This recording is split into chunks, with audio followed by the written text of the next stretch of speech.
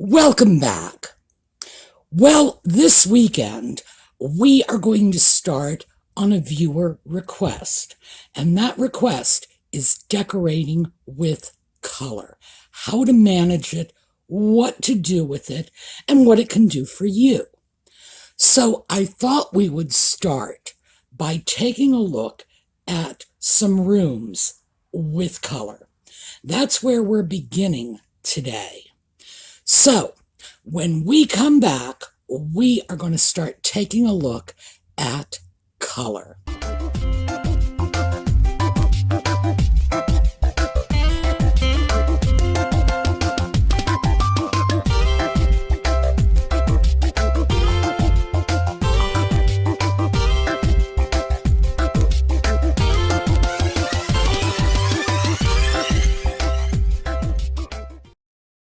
Now, I started with this room. This room is around 1940.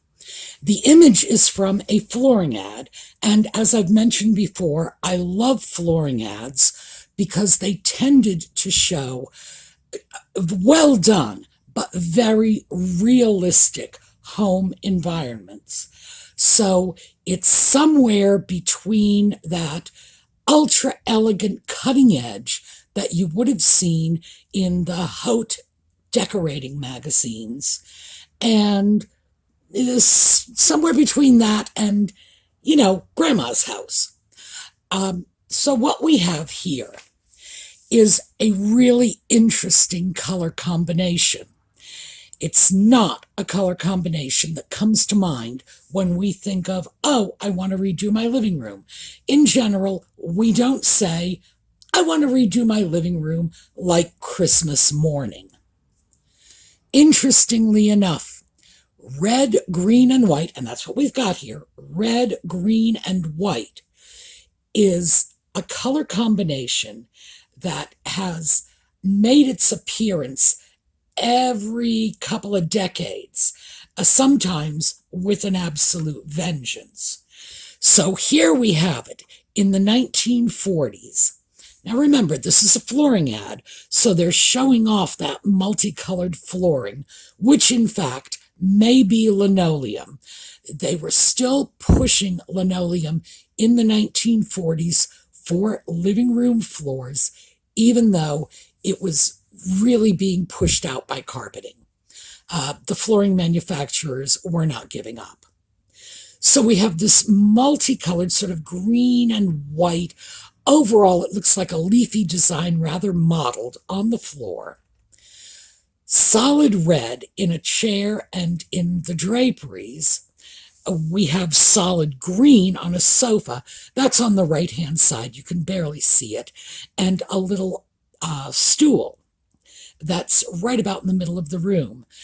But our combination of colors is on the chair that is around the middle of the room, and you can see the very edge of a matching chair mirroring it on the other side of the fireplace. That particular furniture arrangement actually goes all the way back to the 16th century.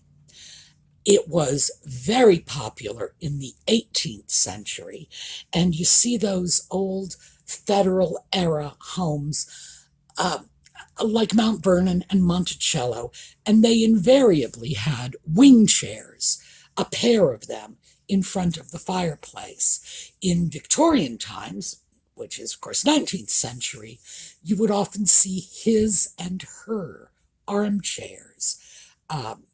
And it was a larger chair for the man, a smaller complementary chair for the woman, bang, in front of the fireplace. So that is something that, in fact, you're going to see it in some modern pictures that I'm going to show you today. Anyway, the point here is the color. Red, green, and white. Now take a look at this next picture. Same color combination. We're looking at different shades. This is also a flooring manufacturer, and as I'm sure you can see from the slight reflections on the floor, this is definitely linoleum. This is around 1950. linoleum in the living room was really phasing out at this point. Well, the fact is, it started phasing out around the 1930s. People would use linoleum for kitchens, for bathrooms, sometimes for children's rooms, often for hallways. But the linoleum manufacturers were determined to push this for the living room, even though it lost whatever traction it had gained in the earlier part of the century. Still, same basic colors, red, green, white. You can see that we're moving closer to what we think of as the mid-century, which is mid-century modern, something that came in the 1950s. This is around 1950. And you can see that from these horizontal stripes on the draperies and this very solid look to the walls being painted one solid color, the floor linoleum again, the same shade, the same color, just a shade darker. So you can see this is about to become mid-century. Still, same colors, red, green, white. Different combinations. We've got a red, well, I would really characterize that as a dark pink sofa, but I'm sure it's supposed to be red. The red and green chair, we have green and white upholstery on the desk chair, and of course we have red and white on the draperies against the green wall. Yes, red and green were a thing. Now, I want you to take a look at this next one. 1980.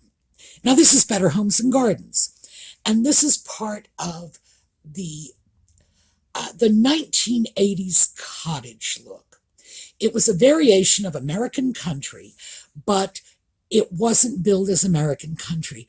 It was really billed as English cottage.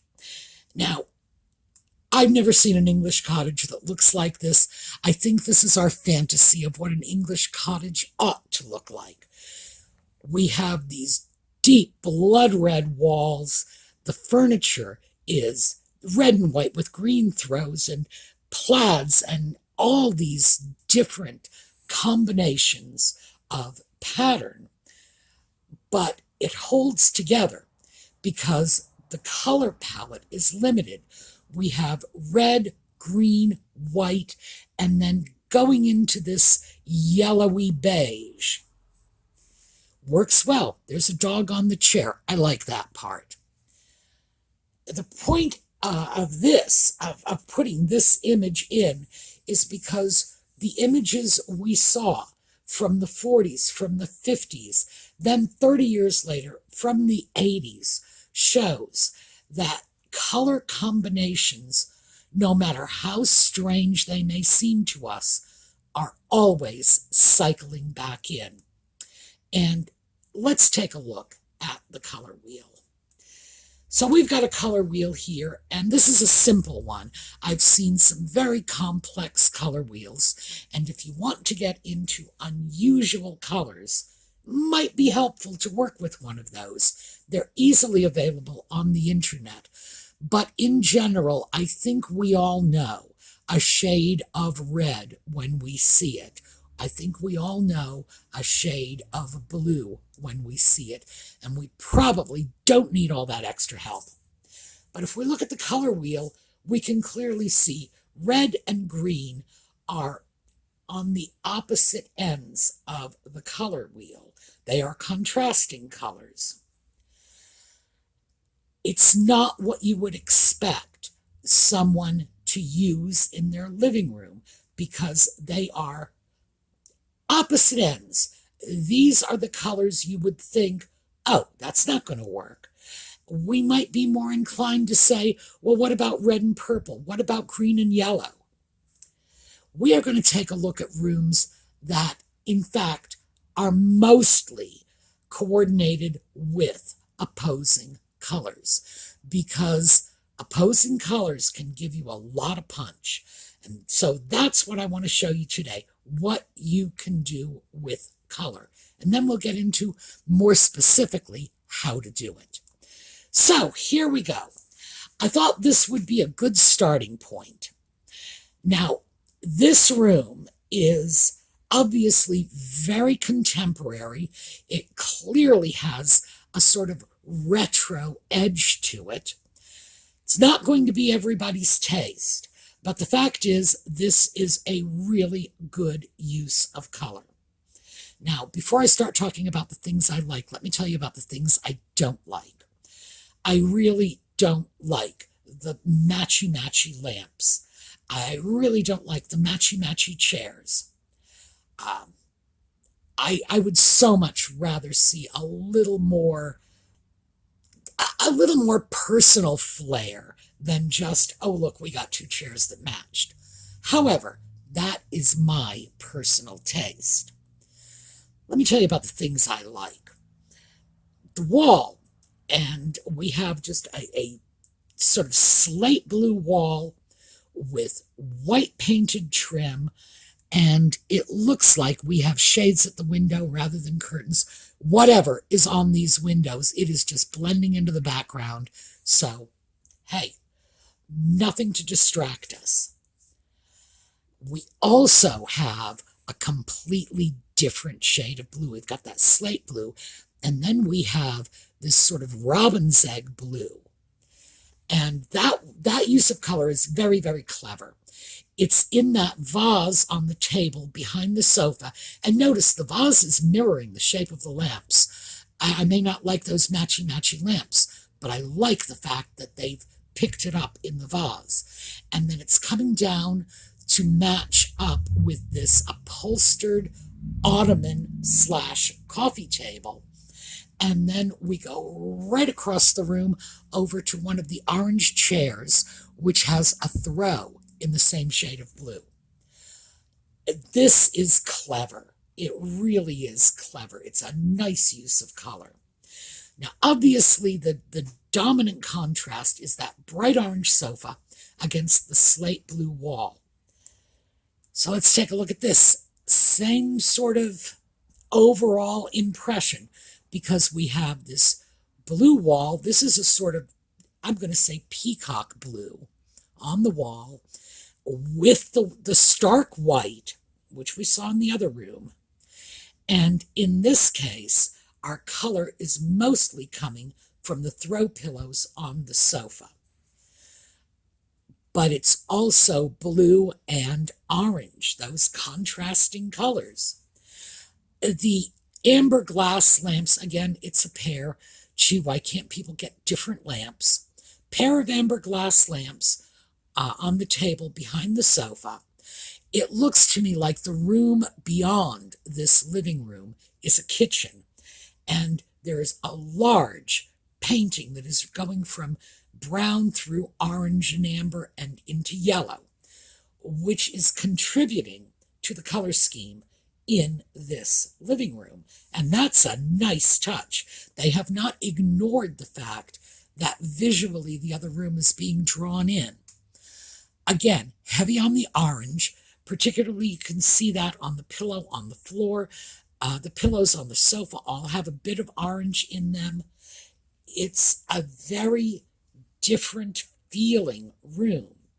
A little more boho, a little less ultra contemporary, but still we get the same pops of color. And in this case, by the way, they did not match up the tables. The coffee table is this round drum shape that appears to be veneered in blonde wood, and the end table is a dark green ceramic geometric piece. I do like the way they have done that. It gives a different texture, and visually this is a very interesting room. Now here is another, and again, we're looking at blue and orange.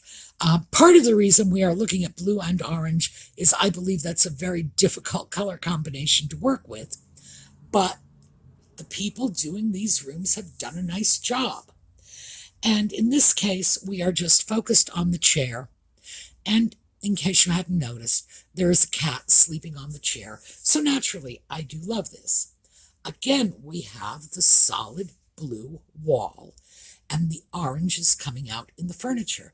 In this case, it's not just the chair, but it's the curtains at the window.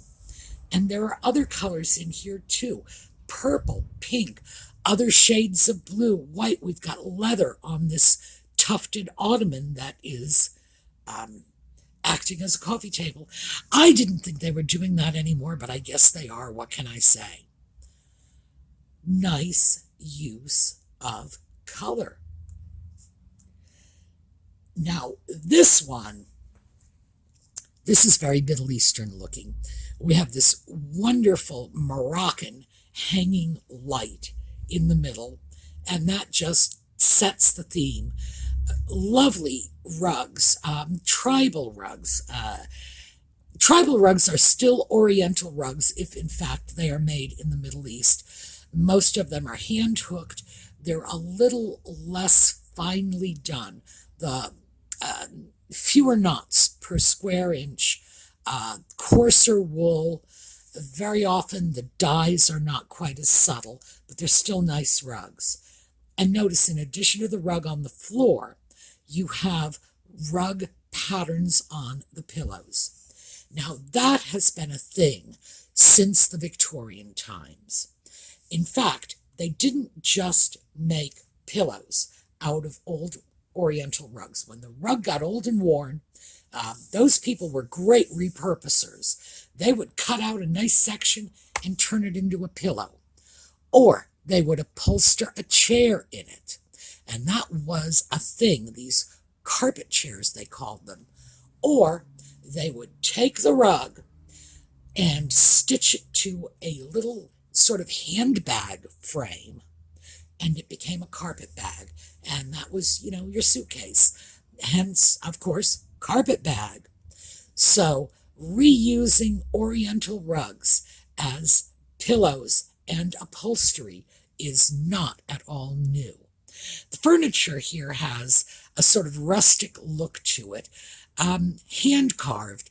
Very often, pieces like this, which are in fact hand-carved, are not as expensive as you might think because they're hand-carved by workmen as opposed to artisans. So pieces like these sofas, the table, they're not extremely expensive. Now, this room is really pushing the edge toward boho. And when you start talking about color, it's almost impossible to steer clear of boho. It's like no matter how hard we try, the boho is there. So we are going to be seeing boho rooms. But interestingly enough, most of them are not boho. So here we go. This is another boho. It's not a full room. We are just looking at this very lush daybed. And it has all kinds of colors, all kinds of pillows on it, in addition to blankets and throws, and the piece is just upholstered in bunches of different fabrics. And I did want you to see this because you can recolor your room with a whole bunch of throws and a whole bunch of pillows. And now this is not going to be to everybody's taste, but this is definitely something you can do just out of the stuff you have in the back of your closet. This is another very much on the boho side. In this case, what we're looking at is the brasswork around that earthenware pot is from India. We can see some of these pillows are probably from India and the Middle East as well. The sofa has throws on it. That looks like it might even be a patchwork quilt on the sofa. Again, very easy to do just with stuff you've got around. This is not a look that appeals to everyone, but the look that you get from this, in addition to the massive amount of color is, look at me, I'm a world traveler. Now, that was the last of the boho rooms. And now we are going into just modern, contemporary, traditional.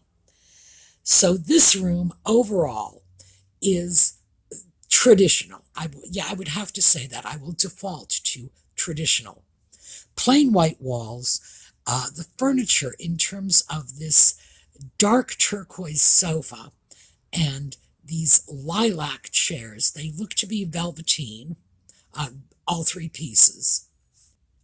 Rather modern. They've got a little bit of a retro look. And when I say retro in this context, I'm talking about 1980s retro. The yellow chair, however, has a 1960s retro look to it. The matching table lamps, Hollywood Regency retro. And we have a little, like a vanity bench that is on the far left side of the picture. And it appears to be upholstered in gray velvet. Again, Hollywood Regency. Color is relatively subtle in here. The biggest pop of color is that painting on the wall. I don't know what that is. I have no idea. It's very attractive, but no clue. And notice the colors on the chairs, these lilac chairs, are picked up in throw pillows on the sofa along with the yellow chair, because there are two yellow pillows on the sofa. And the yellow is sort of reflected back in the gold shades on those Hollywood Regency lamps. This is definitely not boho. It's traditional with some retro. I love the retro for the personality it injects into this room. But largely traditional. The colors are just a few pops. You could take your own home and slap in that kind of color just with a thrift store chair, a couple of pillows, and some lamps you like.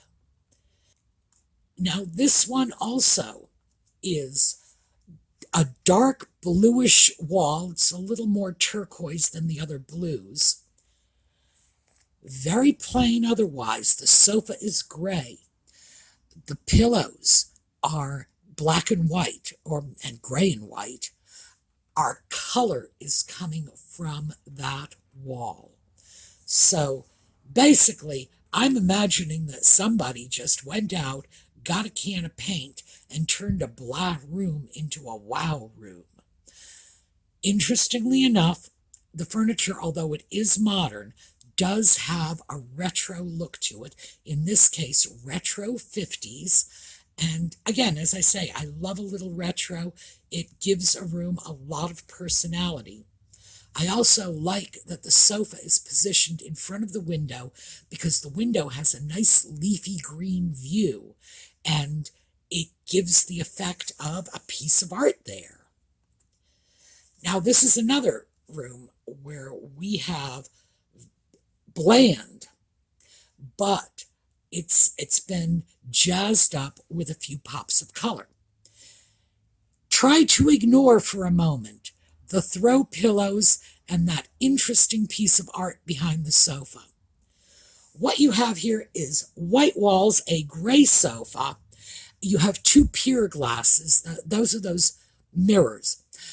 A pier glass is a tall, thin mirror.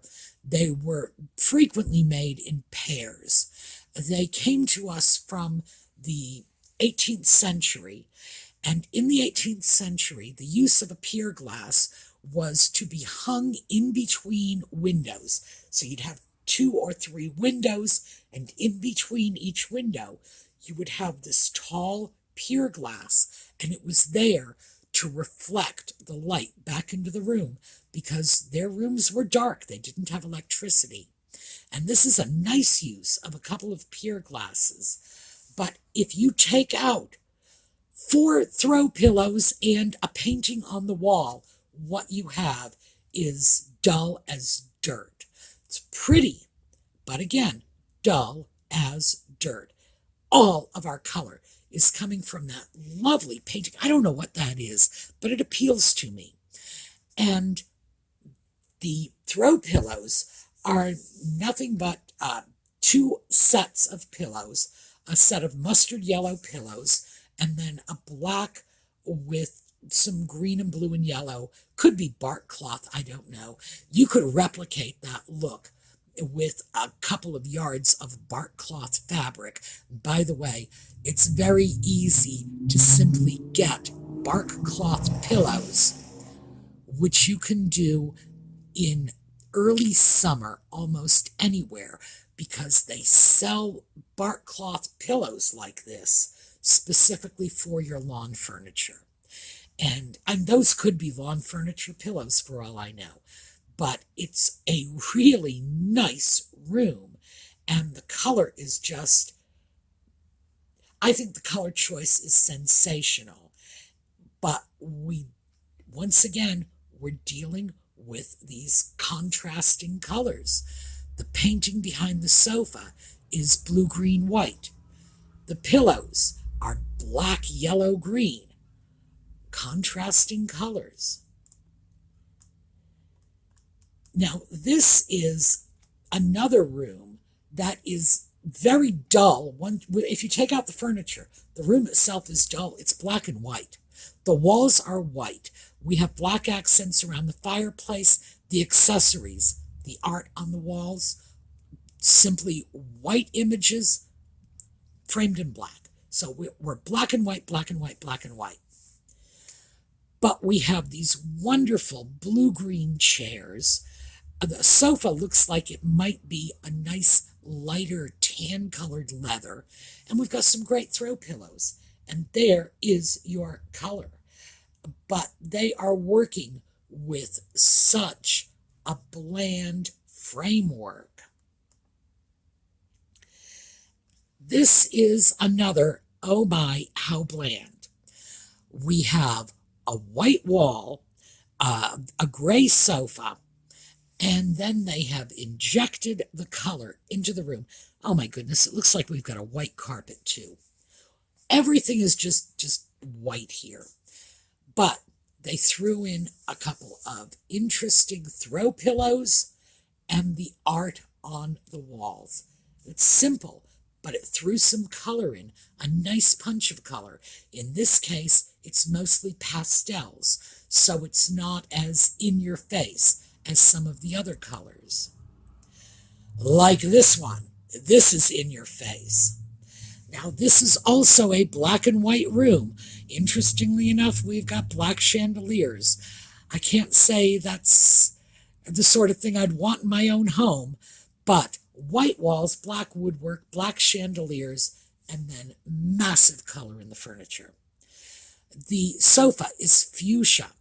It's flanked by these baby blue chairs, and in the dining room, which is behind the sofa, the chairs are avocado green, and that is picked up in the sofa, I think, because it's cut off. It's obscured behind the palm on the far left side of the picture. I think that is another sofa in avocado. It's tied in with all of our throw pillows, but yeah, this is color. If you have a very, very simple backdrop, and black and white is as simple as it gets, you can do almost anything you want with the color. Now, I don't think I would want this in my own home, but I have to say, they've sure done a good job of it. Now, this is taking it in a very different direction. In this case, white walls, shock white walls. The table is white, so we have white. And the draperies are possibly gray. Hard to tell. In a room like this, they might actually be white, and this just might be a trick of the light that makes them look gray. But the color is coming in from the red upholstery on the chairs, which is being picked up in the artwork. This large red and blue picture on the wall to the left, and three smaller red and white, mostly red and white images on the back wall next to the window. It's great. I mean, this is color. They wanted some color in the room. They threw it in there. It is simple. We're dealing with basically two colors, red and white. Anybody could put together a room like this. And as you can see, it's very effective. Now, this one is very, very traditional. Of course, there's a dog in this room, and I do like the rooms with the dogs and the cats. Blue walls, white woodwork. Looks like that may be gray draperies, could be a shade of blue. I don't know. The furniture is beige off-white, and the color is coming in the throw pillows. Blue to tie in the walls, and then red for a punch of color. And with that nice floral arrangement on the coffee table, the red is just picked up again. By the way, do be careful of using something like this, like a bunch of hydrangeas as your color focus in your room, because unless it's artificial hydrangeas, those hydrangeas are going to die, and you may have a great deal of difficulty getting these hydrangeas at different times of year and all in the same shade of color you want. So that's one, use caution. Now this is interesting. The reason I find this one interesting is we have pale blue-gray walls with the furniture is mostly white or off-white, along with the woodwork, the rug. In effect, we just have bland, bland, bland. And suddenly we have these two great chairs. And those, I'm pretty sure, are genuine antique chairs. I've seen chairs like this. I would not be surprised, in fact, if that pink upholstery was original to these old chairs, because that's how they would have been done back in the day. So apparently somebody has a pair of old chairs that they love, and they probably just decorated the room around it. And there's nothing wrong with that. We've got little tiny shades. They're sort of like pale reflections of our pastel colors in the sofa cushions, the pillows on the back of the sofa. But this is nice. It's not the strong color we've seen before. It's very pastel. Pastels don't appeal to everyone, but you can look at this and you can clearly see how it is very easy to throw color even into very tame, very pastel rooms. Oh, and I am totally in love with the idea of using lovely pieces of antique furniture, even if you generally do not have an antique-filled home. They can be great as accent pieces. Now this is another bland, bland, bland.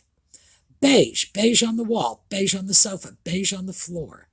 But it's spiced up with a pair of peach chairs and some peach and white or beige draperies. Also, we have a piece of art on the wall between the windows, and it's sort of bringing that color scheme back with the brownish tones that are doing very well with this peach. Nice little pop of color in an otherwise very sedate beige room. And this one, this room has a lot in common with the room we just saw. We have cafe au lait walls, beige furniture, a beige sofa, beige carpeting, but they've brought two colors in. That same peachy orangey color, and we see this in the chair and in the patterns of the draperies, but they've also brought in blue and white. And they've brought the blue and white in a very clever way, because they've done it with a blue and white Chinese lamp in the willow style, a few plates on the walls, and I cannot see if these are Chinese willowware plates or Dutch Delftware plates. This could be English Spode China, because in fact, Spode came up with some great blue and white designs. But again, the blue and white is picked up in the pillows on the sofa. And this is a good one to keep in mind when you want to think about how you will distribute your accent colors around the room, because this is very nicely distributed. The accent of blue and white is on the walls, the cushions, on the lamp, on the table. There's a little bit of blue in the draperies. It's a nice diffusion of the colors throughout the room. And now this one, we're getting back to our strong colors once again. And in this case, I got a couple I want to show you, because the color combinations here are red, white, and blue. Those are color combinations we associate with American country. And these are very definitely not American country rooms. Very classical, traditional rooms. Now, we're not seeing much of this room. We're seeing the chimney breast, which is picked out in this navy blue. We see a couple of red chairs, a pair of them, in front of the fireplace, accented with blue and white pillows. All you really have in this room is red, white, and blue. But it's effective use of color. It's a color combination a lot of people really love, but they're afraid to work with it because they don't want their living room to look like an American flag or a British flag. In fact, this does not look like a flag. This is nice. The red is a beautiful pop of color against the blue and white. Now let's take a look at this, because once again, red, white, and blue. And in this case, we also have this wonderful sort of coffee brown sofa. And that is, it's taking the edge off, the sharpness of the red. So what we're seeing is blue walls, a lot of red accents, the lampshade, the end table is painted red. We've got red boxes. We have a red sort of ottoman / coffee table and red pillows. But all we've really got in this room is 4 colors. Red, white, and blue, and then that coffee-colored sofa with a few pillows. It's nicely done. It really is lively. And I think this is where we are going to break off, because I am quite certain I have run well over time. We're going to continue working with color a little. What I wanted to show you in this particular video is how you can take contrasting colors and work them into a pleasing room design. And we are going to get into some more specifics. So, if you have favorite colors, if you have favorite room styles, if there's something you want to see in particular, for example, I would like to see Art Deco with green and peach. We'll see what we can do. All right. Have a terrific day. We're going to take a look at a slideshow on the way out, and I will see you all tomorrow.